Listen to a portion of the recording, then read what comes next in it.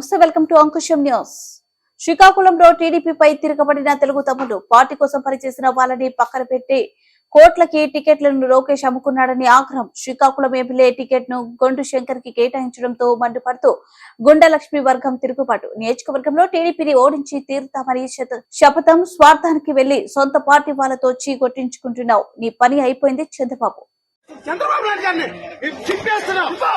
చంద్రబాబు నాయుడు గారు జైల్లో ఉన్నప్పుడు 50 రోజులు మేము నిద్ర లేకుండా ఆయన కోసం కష్టపడితే, అరే చంద్రబాబు నాయుడు జైల్లోకి వెళ్ళిపోయారా అదేనా టికెట్ అనేసి ఇదే సంక్రాలు ఉత్సాహంగా పనులు చేసుకున్నారు. ఒక్క టికెట్ ఈ రోజు ఇస్తారా? తెలుగుదేశం 4 సంవత్సరాలు జగన్ మీద అనేక పోరాటాలు చేశాం. పార్టీ తరఫున అనేక పోరాటాలు జగన్ మీద చేశాం. అనేక పోరాటాలు చేశాం.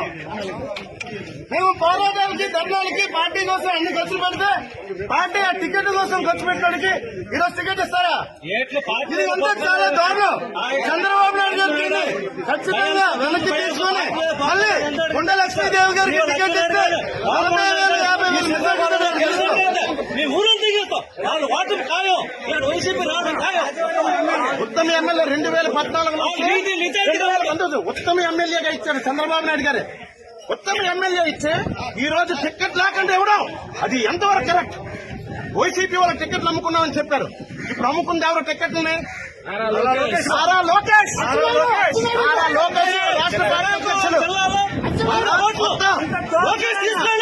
ఒళ్ళు కుటుంబాన్ని అన్యాయం చేశాడు కాబట్టి, ఒళ్ళు కుటుంబం అన్యాయం జరిగింది కాబట్టి ఇక్కడ టీడీపీ రాష్ట్ర వ్యాప్తంగా రావద్దని చెప్పేసి ఈ శ్రీకాకుళం జిల్లా నిర్మాణం అవుతుందని ఈ సభ తెలియబోతున్నాం.